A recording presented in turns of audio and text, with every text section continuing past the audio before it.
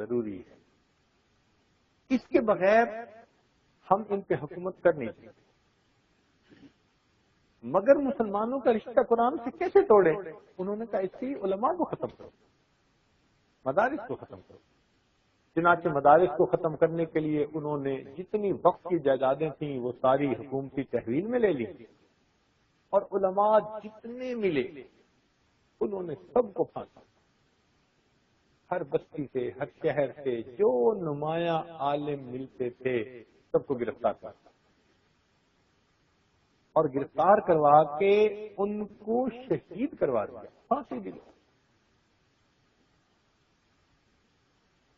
جرنیلی سڑک دہلی سے لے کے پشاور تک بنی ہوئی ہے. اس جرنیلی سڑک کے دونوں طرف بڑے بڑے درخت ہیں، ان درختوں کو علماء کو پھانسیاں دی گئی. کئی کئی دن علماء کی لاشیں لٹکتی رہتی.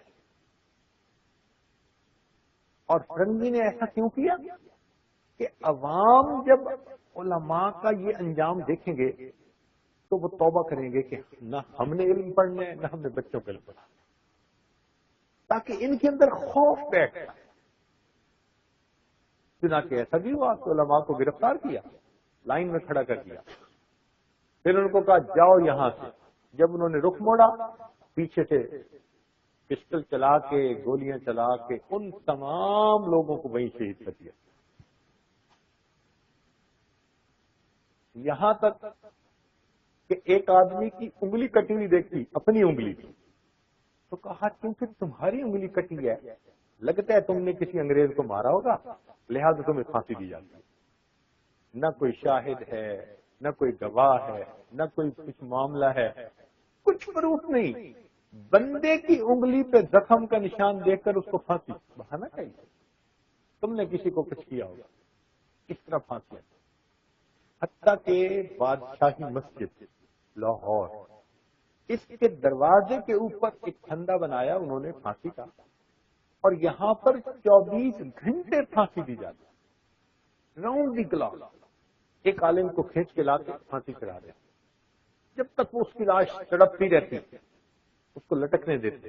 اور سینکڑوں نہیں ہزاروں لوگ اس منظر کو دیکھنے والے. جب وہ ٹھنڈی ہوتی اتار کے پھر دوسرے کو پھانسی.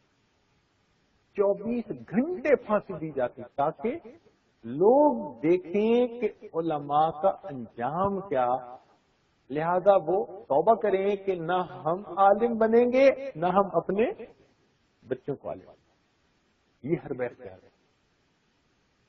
علماء کے اوپر اتنے ظلم ستم توڑے، الامان والحق بتا نہیں، لیکن علماء کو ختم نہ کر سکے،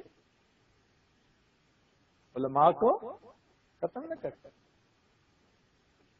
چنانچہ حضرت شیخ ہند رحمۃ اللہ علیہ مالٹا کے اندر اسیر تھے، تو وہاں ان کو بہت سخت سزائیں دی جاتی، مگر ان حضرات نے انگریز کی بات ماننے سے انکار کیا، تکلیفیں برداشت کر لی، ان کی ہاں میں ہاں نہیں ملائی. اس لیے کہ یہ حقانی علماء تھے، یہ حلوہ خور علماء نہیں تھے جو سجدے کرنے لگ جاتے ہیں. یہ اللہ کے سامنے جھکنے والے علماء تھے. حالات کے قدموں میں کلندر نہیں گرتا، ٹوٹے جو ستارہ تو زمین پر نہیں گرتا، گرتے ہیں سمندر میں بڑے شوق سے دریا، لیکن کسی دریا میں سمندر نہیں گرتا. یہ ایسی ہستیاں تھیں. بہت کوشش کی فرنگی نے کہ ان کو جھکا کے دکھا دیا. کٹ سکتی ہے یہ گردن، فرنگی کے سامنے جھک نہیں. چنانچہ جب حضرت شیخ ہند رحمۃ اللہ علیہ کو ان کی وفات ہوئی تھی، حکیم اجمل کی کوٹھی پر علاج کے لیے تشریف لائے ہوئے تھے. پھر ان کو غسل دیا گیا تو غسل دینے والے نے دیکھا کہ ان کی پیٹھ کے اوپر زخم کے نشانات ہیں. تو بعد میں اس نے اہل خانہ سے پوچھوایا کہ یہ نشانات کیسے؟ تو اہل خانہ نے کہا کہ جی حضرت کی عادت تھی کہ جسم کے اوپر بنیان ہمیشہ رکھتے تھے، تو ہمیں تو نہیں پتا کہ بھئی پیٹھ پر کیا نشان، نہیں دیکھا۔ حضرت مولانا حسین مدنی رحمۃ اللہ علیہ جو اس وقت کلکتہ گئے ہوئے تھے، اور انہیں کلکتہ میں اپنے شیخ کی وفات کی خبر ملی، تو جنازے میں شرکت کے لیے تشریف لے آئے۔ جب جنازہ پڑھا تو کسی نے ان سے پوچھا، حضرت کیا پسند رحمۃ اللہ علیہ کی پیٹھ پر نشان بہت سے زخم؟ حضرت مدنی رحمۃ اللہ کی آنکھوں میں آنسو آئے، فرمانے لگے کہ ہاں، میرے شیخ نے پابندی لگائی تھی کہ زندگی میں تم یہ بات کسی کو نہیں کہہ سکتے، یہ راز ہے اور امانت۔ اب وہ وفات پا گئے، اب میں یہ بات بتا سکتا ہوں کہ جب ہم مالٹا میں تھے کالے پانی، تو فرنگی نے حضرت کو بلایا اور بلا کر کہا کہ محمود یہ کہہ دو کہ تم ہمارے ساتھ ہو، ہم تمہیں چھوڑ دیں۔ انہوں نے کہا نہیں، میں یہ الفاظ نہیں کہتے۔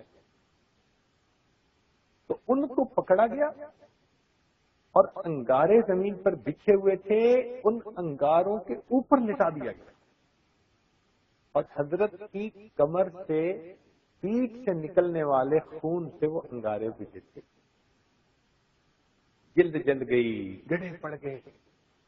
حضرت جب واپس کمرے میں آئے تو ہم 3-4 شاگرد تھے جو حضرت کی خدمت میں تھے، ان کے ساتھ تھے، ہم سے حضرت کی حالت دیکھنی جاتی۔ اللہ کہنے لگے حضرت بیٹھے رہتے تھے، لیٹ کے سو نہیں سکتے تھے، اتنی تکلیف شیخ دیکھی نہیں جاتی۔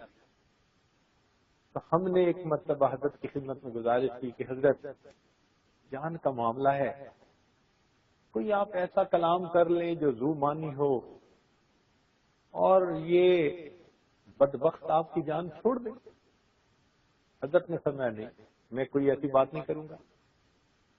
ہم نے کہا کہ حضرت امام محمد رحمت اللہ علیہ نے کتاب الحیل لکھی، تو ہیلا جان بچانے کے لیے تو پھر جائز ہو جاتا ہے، آپ بھی کوئی ہیلا اختیار کرنا نہیں۔ جب بہت اصرار کیا کہنے لگے، تو حضرت نے اس وقت میری طرف دیکھ کر کہا کہ حسین مدنی کیا سمجھتے ہو، میں بیٹا ہوں حضرت بلال رضی اللہ تعالی، میں روحانی بیٹا ہوں حضرت خبیب کا، میں روحانی بیٹا ہوں امام مالک کا، روحانی بیٹا ہوں امام اعظم ابو حنیفہ کا، میں روحانی بیٹا ہوں حضرت مجدد ثانی کا، میں روحانی بیٹا ہوں شاہ ولی اللہ محمد دہلوی رحمۃ اللہ علیہ کا۔ حسین احمد یہ فرنگی میرے جسم سے جان کو نکال سکتا ہے، میرے دل سے ایمان کو نہیں نکال سکتا۔ کہنے لگے ہم حیران ہوئے ان کی استقامت کو دیکھتے۔ کچھ ایسا وقت آیا، اللہ اکبر، والذین یمسکون بالکتاب، یہ لوگ ہیں تمسک بالکتاب جن کو حاصل۔ کہنے لگے ہم نے خبر سنی کہ فرنگی نے فیصلہ کر لیا ہے کہ حضرت کو پھانسی دے دو۔ کہنے لگے ہمیں اطمینان ہوا کہ چلو یہ پھانسی دے گا تو کم از کم اس تکلیف سے تو بچ جائیں گے، ہمارے دل خوش ہو گئے۔ لیکن جب ہم نے حضرت کو دیکھا تو ان کے چہرے پہ اور زیادہ غم، آنکھوں سے آنسو، روتے جا رہے ہیں، روتے جا رہے ہیں، روتے جا رہے ہیں۔ ہم بڑے حیران، ہم شاگردوں نے عرض کیا کہ حضرت فرنگی نے ارادہ کر لیا ہے پھانسی دینے کا، تو جان چھوٹ جائے گی، اور آپ اتنے روتے ہیں، اتنے غمزدہ۔